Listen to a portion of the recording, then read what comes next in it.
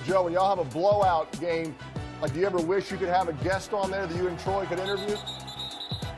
Yeah, you know, the last time I thought about that was when you guys played Seattle in the Super Bowl. Oh, shots fired. Yes. Oh, Joe Buck with a fire to Peyton Manning. That was the Manning cast on Monday Night Football a couple of nights ago. Still have plenty to talk about from that game and more football over the weekend. Can't get to all of it in 20 or 15 minutes or whatever. This is Interesting to See, your daily sports podcast about news, narratives, takes, and gambling. We will continue to review what has been so far this year one of the best weekends, probably the best weekend in college football and pro football combined, even though none of the games were particularly interesting. But our top story today, usually we like to do controversies on Wednesdays. Sometimes we've had some really epic controversy Wednesdays. Today is not that day, unfortunately. We've got one controversy and some other stuff I guess we could get into, but we're going to get into this instead. So this happened in Ohio. Here, I'm going to zoom in. For those of you watching on the YouTubers, look at that. Look how responsive I am. So this is according to KLBKKAMC. I don't know what that is. So this is a real story. An Ohio football referee trapped in locker room as door blocked with vending machine. Charges filed. It's not funny. It's not funny. So here's the alleged story. Apparently it was a high school ref that was mad at an officiating crew. And then the refs were in their dressing room being evaluated for their game, which in many sports happens. The refs will be evaluated immediately. Like, I thought this, I thought that, blah, blah, blah. Then they couldn't get out. We had to push on the quote. We had to push on the door, three of us at least, to get the door wedged so we could get out. As a group, we have now filed charges against Grove City, which is a school district. I don't think they're suing the city. I think they're suing the school district. The Grove City statement was, quote, "We continue to investigate this incident and have engaged with Grove City Police Department as the investigation to determine who was responsible for this behavior. Conduct of this nature has no place in our community." Apparently, Keith Dalton is the lead official. And this was the situation. So this happened way back in September. So now we know that this is a thing because charges were filed. So this is when this gets attention. The game is between Grove City and Central Crossing High School. There was a call made. It was a controversial call. Then there was an unsportsmanlike conduct flag for Grove City for protesting the call on the field. Then the dudes were locked in the locker room. This is what's funny. There have been an apology from the school and the principal. The assistant coach who berated them has been suspended for a game. Someone locked him in there. I don't think it was a coach. I think it was a parent. Either way, hilarious, illegal. The refs should get what they want. They should get to fight that guy 3-on-1. That's what I say. Whoever did it, they should get to fight him 3-on-1 unless he's enormous, like played pro ball. But it's not okay, but it's funny, but it's not funny. You know what I mean? You ever see something that's funny but not funny? Yeah. All right, so let's continue to review Monday Night Football. The Bills, 32 or 35 straight running attempts from the Patriots. Mac Jones had the best game a quarterback has ever had. He was 2 for 3 passing for, I don't know, I think 20-something yards. Who cares? 2 for 3. They ran 35 straight times. I heard this from Pardon My Take. I have no problem regurgitating their stuff. The most consecutive run plays given up by a single team or given up in a single game, right? So the most times a team has run against another team has happened to the Bills. The most times since 1999, it's happened to the Bills twice. The first and second time have been this year. They're soft. Speaking of that, a reporter got really upset with the way the game went down and asked Jordan Poyer and Micah Hyde. Micah Hyde is a captain for the Buffalo Bills. And what's happening now, the reason that this has got intense, we'll get into the backstory in a minute, but this is in the immediate post-game press conference. Hyde, he still has his shoulder pads on, so let's bring it up. So there's Micah Hyde. This is from Funhouse, the guy that used to make fun of the radio show host in New York. So let's take a listen to what Micah Hyde has to say. What are we doing, bro? What kind of question is that? So the reporter question was if they feel embarrassed after the loss. So that was Jordan Poyer.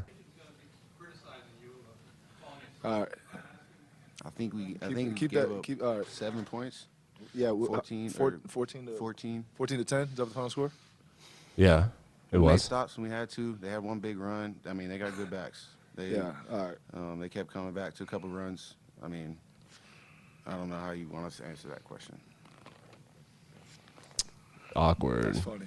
Well, we'll remember that. I'll remember that. So, like, the tone of the voice that comes across from reporters can often do that. The question was if they were embarrassed. Now, I guess the background of this, all of the reporters who cover the NFL, not exactly coming to the defense of the guy who asked it, and here's why. Part of it, the excuse is that reporters used to have locker room access, but due to COVID-19 and other things, players and coaches don't want them in there. But when they're in the locker room at a certain point in time, you can be like, hey, man, like, are you embarrassed by this? But now there's cameras and stuff rolling. It's on the record all the time, so this kind of thing can happen. The second thing was that, like, sometimes beat reporters began as fans, and now they're beat reporters, and they clearly have rooting interest. So when it's a really humiliating kind of loss, then they can kind of criticize with their questions. Asking if it's embarrassing or are you embarrassed is a yes or no question, and it is a lazy journalist question, and furthers my point that sports journalism is not necessarily journalism. A better question would be, how do you feel? Not what do you think, how do you feel? And they could say, I'm embarrassed, I'm mad. But you don't say, are you embarrassed? Because that suggests that you think someone is or isn't embarrassed by asking that question. So then they get up and walk away. We can watch the end of this here. We do get to see him again in a couple of weeks, tape, and then moving on to Tampa Bay. Yep. Big game down there in Tampa Bay next week. We'll see this team again. You know, it's a good football team that we lost to today, and you know we'll figure out a way to bounce back. Yep.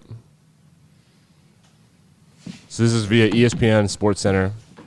This goes this respect. It's all about respect. I come here every single week and I answer your questions truthfully, honestly. I appreciate you guys. Don't do that. Don't do that. Yeah, I don't know what to make of that. They're required to be up there. Journalists are going to ask questions. Yeah, I don't know. I mean, I think that they're being a little sensitive because they got their ass kicked. I also think the reporter is being a bit of a douche canoe. I think it probably goes both ways. What the hell do I know? I'm just a guy. The Walter Payton Man of the Year nominees were announced. Each team gets one nominee. Walter Payton Man of the Year is handed out to the player who best exemplifies excellence on and off the field. Each team nominates a guy, and then everybody reviews and looks into it. When you get the Walter Payton Man of the Year, you get that little Star Wars-looking dude. It's Walter Payton in his cape.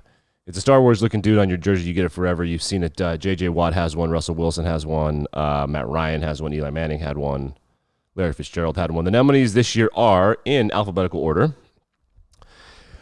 They all deserve this, so I'm going to do it. I hate reading lists, and I just hate reading in general for, like, content, but you got to do it. Because they deserve it, you know? They really do.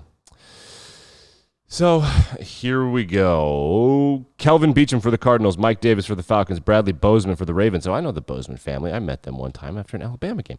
Harrison Phillips for the Bills, DJ Moore for the Panthers, Jimmy Graham for the Bears, Sam Hubbard for the Bengals, Denzel Ward for the Browns, Dak Prescott for the Dallas Cowboys, Justin Simmons for the Broncos, Jason Kabinda for the Lions, Aaron Jones for the Packers, Justin Reed for the Texans, Kenny Moore the second for the Colts, Miles Jack for the Jags, Tyrann Mathieu for the Chiefs, Darren Waller for the Raiders, Corey Linsley for the Chargers, Andrew Whitworth for the Rams, Jerome Baker for the Dolphins, Anthony Barr for the Vikings, Lawrence Guy for the Patriots, Cam Jordan for the Saints, Logan Ryan for the Giants, Quinnen Williams for the Jets, Jason Kelsey for the Eagles, Cameron Hayward for the Steelers, Eric Armstead for the 49ers, Tyler Lockett for the Seahawks, Mike Evans for the Bucks, Derrick Henry for the Titans, and Jonathan Allen for the Washington football team. If I had to guess who's going to win that, I'm going to guess, because the excellence on the field is also part of this, because if you have more money and you're more famous and you can make more of an impact, plus like it is also part of the award. Just based on reading stuff in the offseason and whatever, I think it's going to go to Cameron Hayward, Andrew Whitworth, or Tyrann Mathieu. Those are my guesses, because you got to be good at football. The guys I mentioned that have it on their jersey, they're good at football. Detroit nominated a fullback. Being nominated for is like your team also saying you're worthy of this award in our eyes. But Kabinda's a fullback. There's some D linemen and things on here, so I mean that's probably not going to be the way that it goes. Let's go back to Monday Night Football. Sean McDermott also being fussy. Doesn't want to talk about Bill Belichick anymore. But he was also head coach of the Bills. Sean McDermott was also critical of his offensive coordinator, Brian Daboll. So the question was, is he doing a good enough job to set this offense up for success? He didn't say yes. Well, I think, honestly, we took advantage of our opportunities tonight. I really didn't. I mean, the ball's at the 40-yard line, you know. We're 1 for 4 in the red zone, so we've got to figure that part of it out. Brian Daboll was a hot name for head coaching jobs last year, and he probably turned 1 or 2 of them down. If he was offered one, probably should not have done that. If I had to recommend something for him, I would say don't do that again.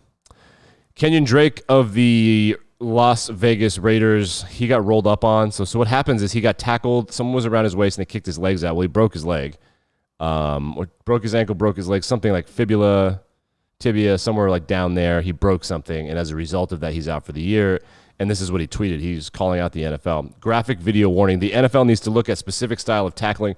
They are throwing flags for taunting and protecting QBs from getting touched, but this is my second straight season being injured by a guy pulling me back and using his body weight to roll up on my legs.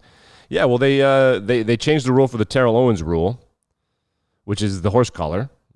Terrell Owens broke his leg. The horse collar is incredibly dangerous because it pulls people back and it takes their legs out from under them. And Terrell Owens broke his leg, and then he almost missed the Super Bowl. And the NFL was like, we can't have that. Like, this is super dirty. People are getting hurt on this all the time. So Kenyan Drake pulls this out, calls out the NFL. He then replied to his own tweet. Let's see what he said. I didn't see this. He replied to it twice. All right. If the emphasis is to protect players, this should be an illegal form of tackling like horse collar. We lose players weekly to high ankle sprains and broken bones, but the league would rather flag players for erroneous taunting penalties. Let's get priorities together. I see a lot of people responding about how this is a legal hit and wasn't intentional. While that may be true, the horse collar was a malicious tackle for the QB's legs in the pocket. This conversation needs to be had. I agree with him. I mean, he's not saying this should have been flagged. He's saying this should be illegal, and that's a good point. Like, he shouldn't be hurt by something that's preventable, and the guy that's tackling him, Jonathan Allen, didn't need to do that. Like, he's going down. I don't know how you teach that. You'd have to flag it pretty intentionally. Like, horse collar is something that, by making it 15 yards, it's changed the way people tackle. Same thing with targeting. In college, it's changed the way people tackle. Not everybody loves that. It is what it is. Back to Monday Night Football. Let's listen to Bill Belichick celebrate. People say the Patriots don't have any fun. They ran the ball. Did you already say they ran the ball 35 times in a row? They threw 3 passes, and they beat the Bills 14-10. Here we go. Bill Belichick, what do you have to say? Just 2 quick things for me, and then I'm going to turn it over to our orator. That's why we practice in this shit. That's why we practice in this shit. That's what he said. Because it was so windy that nobody could throw the ball. Josh Allen couldn't cut through the wind. Even Josh Allen couldn't cut through the wind. Let's move to the association. CJ McCollum. Trailblazer CJ McCollum. Kind of scary situation. He did not travel with the team to San Francisco because after CT scan, he's got a pneumothorax in his right lung. That means it has collapsed. I love this. Whenever something serious happens, the beat writers will always just pull up like the Mayo Clinic definition. A pneumothorax is a collapsed lung that occurs when air leaks into space between your lung and your chest wall, according to the Mayo Clinic. Yep. It's so weird that people have to give attribution there. Like, I Googled it, and this is what Google said. Yeah. So I don't know. I really don't know what to say about that. Like, why just not say it? Anyway, CJ McCollum, it's a serious situation. It's not quite like, it doesn't sound as like absurd as normal. It's very treatable, and we hope CJ recovers. Let's see, do they have a timetable? The Trailblazer, blah blah blah blah blah. Lillard is scheduled to be. Oh, that's Damian Lillard. Yeah, so he's a timeline has not been announced. He needs to look maybe a procedure or maybe some drugs and stuff, but he should be fine for the most part, as far as I'm concerned. But this does happen. It's just, it hurts a lot. He suffered the injury against Boston. There didn't seem to be any sort of egregious situation, so it's not even worth talking about. Okay, college football scores over the weekend. Championship weekend was incredibly boring for the most part. There was only one good game. It was Oklahoma State and Baylor. Baylor beats Oklahoma State to ruin Oklahoma State's chance of the playoff. What they probably would have had. Cincinnati wouldn't have gotten in, right? Yikes. Oregon got smashed by Utah, and then their coach left town, and that they played like a team who knew their coach was going to be out of town. The University of Texas San Antonio finished the season 12-1. I forgot who beat them. They were undefeated right up until the very end. North Texas whipped that ass. That's what happened. They finished the season ranked. Good for them. Good for the Roadrunners. Meep. Gotta love that. I think my general conclusions from championship weekend is for the most part, It was exactly like we thought it would be. And this has been a college football fan for a long time. Cool, really cool, historic things very often almost happen. But they just don't. They just don't. Let's take a quick look at some college football gambling lines as we get out of here. Bowl season's right around the corner. We're really close to bowl season. I've got this up on Action Network. It's not quite as clear as it is when I have it on Bovada, but I like the way that it looks. The last college football regular season game is Army-Navy. Army is an 8-point favorite over Navy. I think Navy's going to keep it close. I would hammer Navy in that. They're going to keep it closer than 8. There are rarely ass-kickings in that game. A lot of times it's closer than it should be. Then we get into bowls. Friday, the December 17th, I have no idea what this is called bowl. This Action Network doesn't have the bowls? All right, hold on. All right, that's unacceptable. Let's go to, they have to have the bowls, right? I can't believe they don't have the bowls. College football bowl schedule. All right, well, we'll do the gambling lines in conjunction with the bowl schedule. Okay, all right. So in the Bahamas Bowl, Middle Tennessee and Toledo. So let's go all the way up through. So we'll start on Friday. We'll start with Friday's bowl. So it's the Bahamas Bowl, the Citrus Bowl, the Boca Raton Bowl, and the New Mexico Bowl. Toledo is 8-point underdogs, Middle Tennessee. That's interesting. Northern Illinois, they're 9.5-point underdogs to Coastal Carolina. Ooh, I like Coastal Carolina to cover in that. I'm not sure if you feel the same way because Coastal Carolina was actually pretty good this year. BYU goes 10-2 and they get UAB in the Liberty Bowl that they say that was. BYU 7-point favorites. Oh my God, they're going to roll by more than that. Fresno State is 11-point favorites over UTEP, and Utah State 7.5-point favorites over Oregon State in, I think that's the Vegas Bowl. Yeah, so big year for Utah. By the way, huge year for the state of Utah. All 3 major college football coaches, BYU, Utah, and Utah State, had finalists for the coach of the year. Man, there's a lot of college football. Starts 1 week from Friday. It's also the same day that the new season of The Witcher comes out. I'm probably going to watch The Witcher. It's so bad. It's so awful, but it's so good. Like, rate, review, subscribe. We'll be back in Better Than Ever tomorrow morning.